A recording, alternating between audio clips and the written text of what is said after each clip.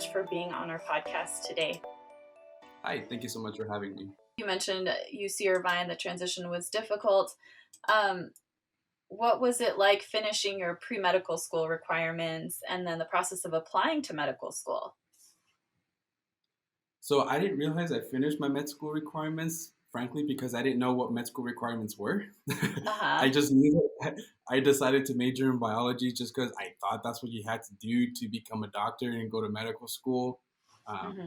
Luckily, I was fortunate that I actually enjoyed it, so it made the process a little bit easier. But it really wasn't until towards the end where I tried to to meet with a couple counselors, and that's when I did 3 years at community college and 3 years at UC Irvine. I think my second year at UC Irvine when I finally met with the counselor and I was like, hey, this is my plan. That's when I first was introduced to like, hey, cool. When are you gonna take your MCAT? Have you finished all your prereqs? And I'm like, what is a prereq? So that's kind of when I Yeah. started figuring all that stuff out. Um, so graduating, I knew, right? I still had this whole idea. I got it stuck in my head that I'm gonna be a doctor. I'm gonna be a doctor. This is what I want to do. Graduating, I started realizing it's like this is still what I want to do, but I kind of starting to realize like maybe I don't have the scores or the grades that I need to be competitive. I was sitting there with thinking that in order to go to med school, you needed to have a 4.0, a bunch of publications and research and glowing letters of rec, and you needed to be this perfect student. And I knew that I wasn't, so I kind of seeked out a couple different avenues, I guess, to kind of make my way to medical school. One Hmm. of them, luckily, I ended up getting accepted into the post-bac program here at UC Irvine. So I've been here for a long time. Uh-huh. Uh, I did the academic enhancing program at the medical school, and honestly, that program I feel like was the reason I ended up getting into medical school. I Hmm.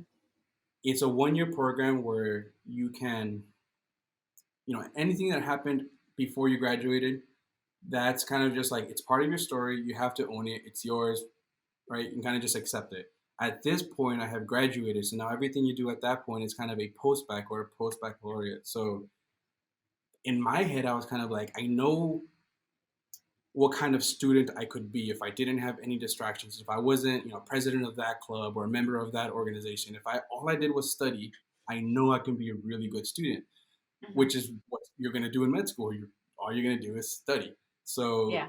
I kind of just put my head down and I just studied and I did as much as I could. And in my head, I was picturing what is the ideal student in my head, right?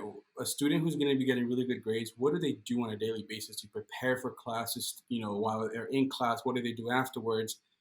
And I just did that. And for me, that was kind of reviewing a little bit before, putting my phone away during class, like sitting in the front row, these little things that added up. And I finished that program with, I want to say maybe like a 3.97, which is, I've never gotten those grades before. So for me, that was kind of validations like, I can do this, right? I Hmm. just took an entire year of all the classes people typically avoid, like the advanced immunology, advanced biochem, all the classes that you don't really want to take. I had to Uh-huh. take them and I excelled in them. So That's amazing, by the way. That's enviable. thank you.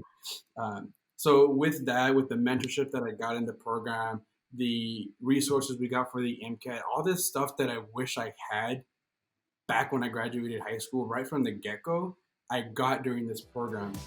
And because of that, I ended up getting into medical school afterwards. So I owe a lot to the post-grad program to kind of taking a chance on me and giving me that opportunity.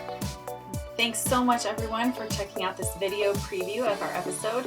To hear the full episode, please visit our website at www.futureminoritydoctor.com or subscribe on your favorite podcast app. Also, stay tuned about new releases, giveaways, events, and more by following us on Instagram, Facebook, or TikTok.